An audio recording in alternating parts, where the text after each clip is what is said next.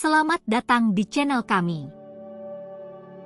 Mari awali hari dengan kebaikan dan pada akhirnya kebaikan akan mengalir dari dirimu ke dirimu sendiri. Raden Ajeng Kartini, atau yang lebih dikenal sebagai R.A. Kartini, lahir pada tanggal 21 April 1879 di Desa Mayong, Jepara, Jawa Tengah. Ia merupakan putri dari keluarga bangsawan Jawa yang kaya raya dan terpelajar. Ayahnya bernama Raden Mas Sosroningrat, seorang bupati di Jepara, dan ibunya bernama Angasirah, putri dari seorang bangsawan di Surakarta. Sejak kecil, Kartini sudah menunjukkan minat yang besar terhadap dunia pendidikan dan sastra. Namun, karena adat yang berlaku pada masa itu, sebagai seorang perempuan, Kartini tidak diizinkan untuk melanjutkan pendidikan formal. Ia hanya diperbolehkan belajar di rumah dengan guru pribadi. Kartini memperoleh dukungan dan inspirasi dari ayahnya untuk terus belajar. Ayahnya membelikan buku-buku dan memberikan Kartini akses ke perpustakaan milik keluarganya. Ia juga memperbolehkan Kartini untuk berkorespondensi dengan teman-temannya di Belanda melalui surat. Melalui surat-suratnya, Kartini mulai mempelajari tentang keadaan perempuan di Barat yang telah meraih hak-hak yang sama dengan laki-laki, termasuk dalam hal pendidikan. Kartini kemudian mulai menyadari pentingnya perjuangan untuk membebaskan perempuan Indonesia dari belenggu tradisi dan budaya yang membatasi kesempatan mereka untuk berkembang. Pada tahun 1903, Kartini membuka sekolah pertamanya di rumahnya dengan tujuan memberikan pendidikan kepada anak-anak perempuan di desanya. Meskipun pendidikan formal untuk perempuan masih dianggap tabu pada waktu itu, Kartini tidak takut untuk melanggar norma-norma sosial yang ada. Namun, Kartini meninggal dunia pada tanggal 17 September 1904 dalam usia yang masih sangat muda, yakni 25 tahun. Meskipun demikian, perjuangan dan pemikiran-pemikirannya mengenai emansipasi perempuan terus dikenang dan dihargai oleh masyarakat Indonesia hingga kini. Setelah wafatnya, surat-surat Kartini kemudian diterbitkan dan menjadi buku berjudul Habis Gelap Terbitlah Terang, yang memuat pemikiran-pemikiran dan ide-ide Kartini mengenai emansipasi perempuan. Buku ini menjadi inspirasi bagi banyak perempuan Indonesia untuk berjuang dan meraih kesetaraan dalam berbagai bidang, termasuk dalam hal pendidikan dan politik. Pada tahun 1964, Kartini dianugerahi gelar pahlawan nasional oleh Presiden Soekarno sebagai penghargaan atas jasanya dalam memperjuangkan hak-hak perempuan di Indonesia. Jepara, 16 Agustus 1903. Kepada Mefrouze Handelaar, sahabat yang dikasihi, salam sejahtera dariku. Hari-hariku yang suram dan monoton telah dibuka dengan kebahagiaan yang sebenarnya ketika aku menerima kirimanmu beberapa waktu yang lalu. Dengan hati yang penuh harap dan rindu, aku merenung tentang kata-kata yang kau tuliskan padaku. Kau tahu, sahabatku, betapa sulitnya kehidupan di sini bagi perempuan seperti aku. Aku merasa terbelenggu oleh tradisi-tradisi yang membatasi kebebasan pikiran dan gerakku. Aku bermimpi akan waktu ketika perempuan Indonesia akan dibebaskan dari belenggu-belenggu tradisi dan kebiasaan lama yang membatasi hidup mereka dan merampas hak-hak mereka. Aku bermimpi akan waktu ketika mereka akan diberi kesempatan yang sama dengan laki-laki untuk mendapatkan pendidikan dan memperoleh kemerdekaan dalam pikiran dan tindakan. Namun, aku tahu betapa sulitnya mencapai kebebasan itu.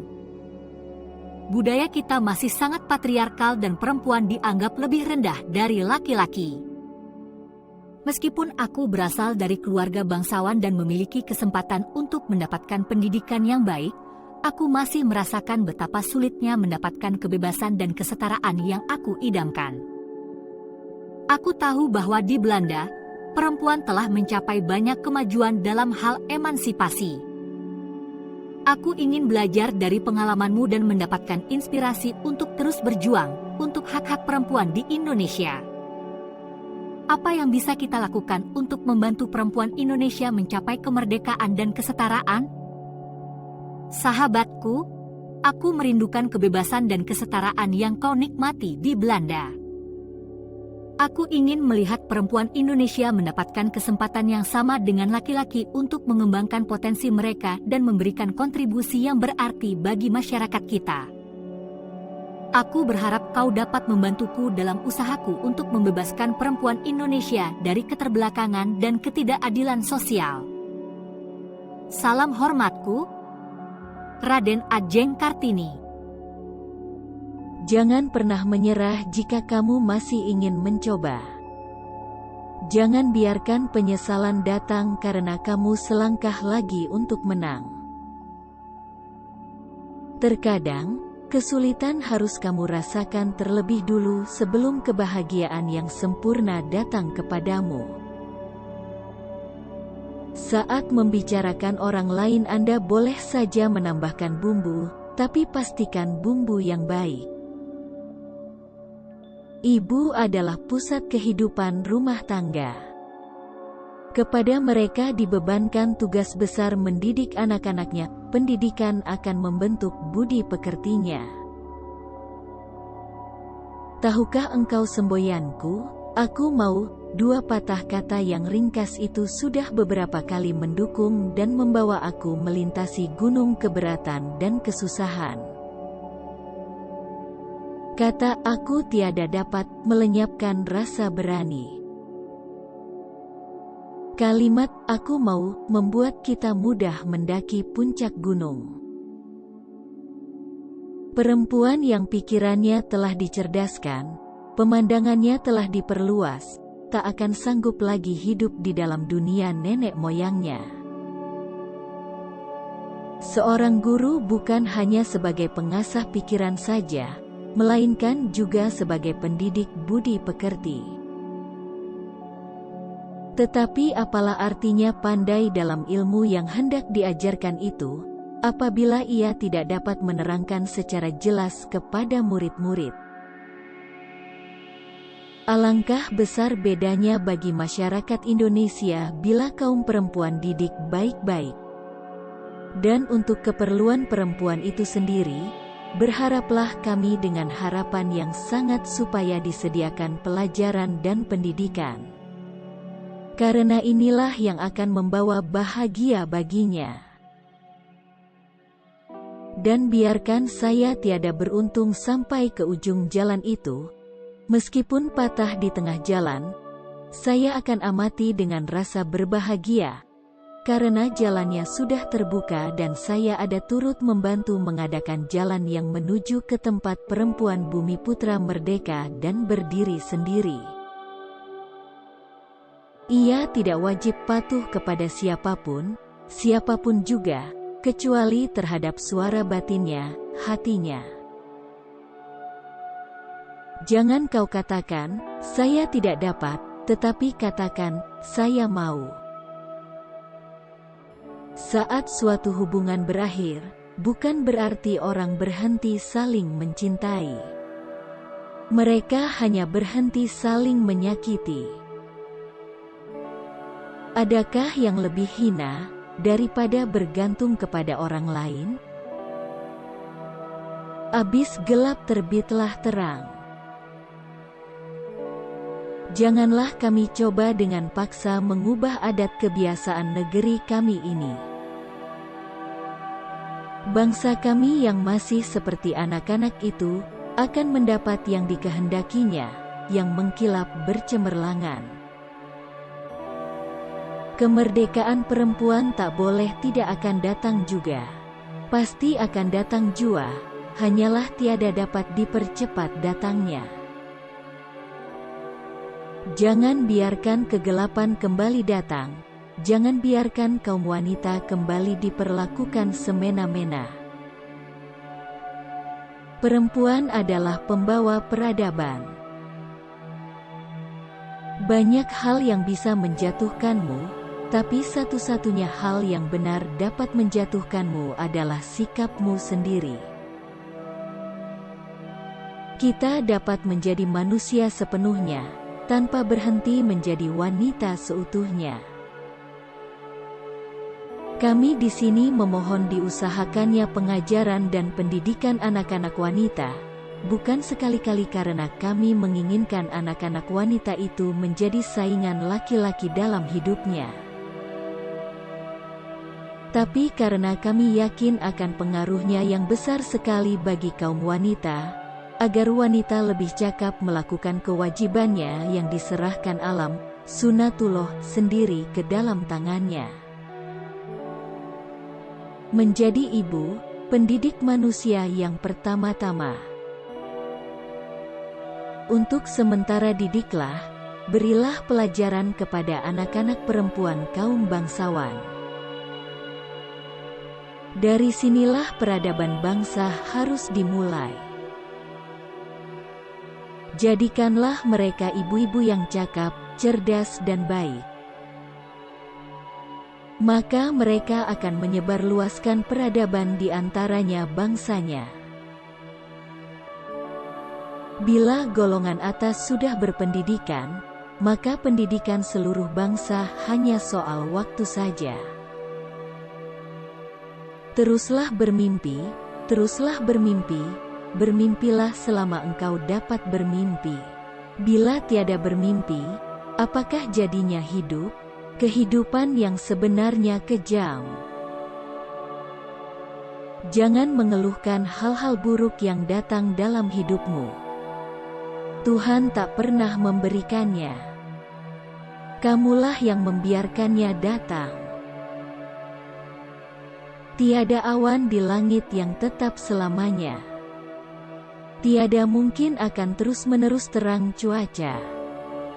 Sehabis malam gelap gulita lahir pagi membawa keindahan.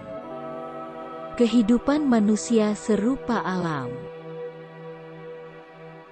Agama memang menjauhkan kita dari dosa, tapi berapa banyak dosa yang kita lakukan atas nama agama. Karena ada bunga mati, maka banyaklah buah yang tumbuh. Demikianlah pula dalam hidup manusia, bukan? Karena ada angan-angan muda mati, kadang-kadang timbullah angan-angan lain yang lebih sempurna, yang boleh menjadikan buah. Tidak ada sesuatu yang lebih menyenangkan, selain menimbulkan senyum di wajah orang lain, terutama wajah yang kita cintai. Orang kebanyakan meniru kebiasaan orang baik-baik. Orang baik-baik itu meniru perbuatan orang yang lebih tinggi lagi, dan mereka itu meniru yang tertinggi pula ialah orang Eropa. Segenap cita-citanya kita hendaklah menjaga sedapat-dapat yang kita usahakan, supaya sesama makhluk itu terhindar dari penderitaan, dan dengan jalan demikian menolong memperbagus hidupnya. Dan lagi ada pula suatu kewajiban yang tinggi murni, yaitu, terima kasih, namanya. Lebih banyak kita maklum, lebih kurang rasa dendam dalam hati kita, semakin adil pertimbangan kita dan semakin kokoh dasar rasa kasih sayang. Tiada mendendam, itulah bahagia. Sepanjang hemat kami, agama yang paling indah dan paling suci ialah kasih sayang. Dan untuk dapat hidup menurut perintah luhur ini, haruskah seorang mutlak menjadi Kristen, orang Buddha, Brahma, Yahudi, Islam, bahkan orang kafir pun dapat hidup dengan kasih sayang yang murni? Ikhtiar. Berjuanglah membebaskan diri. Jika engkau sudah bebas karena ikhtiarmu itu, barulah dapat engkau tolong orang lain. Bagi saja ada dua macam bangsawan, ialah bangsawan fikiran dan bangsawan budi. Tidaklah yang lebih gila dan bodoh menurut pendapat saya daripada melihat orang yang membanggakan asal keturunannya. Tak peduli seberapa keras kamu mencoba, kamu tak akan pernah bisa menyangkal apa yang kamu rasa. Jika kamu memang berharga di mata seseorang, tak ada alasan baginya untuk mencari seorang yang lebih baik darimu. Tetapi sekarang ini, kami tiada mencari penglipur hati pada manusia, kami berpegangan teguh-teguh pada tangannya. Maka hari gelap gulita pun menjadi terang, dan angin ribut pun menjadi sepoi-sepoi. Terima kasih sudah mampir ke channel kami. Sampai jumpa di video kami selanjutnya.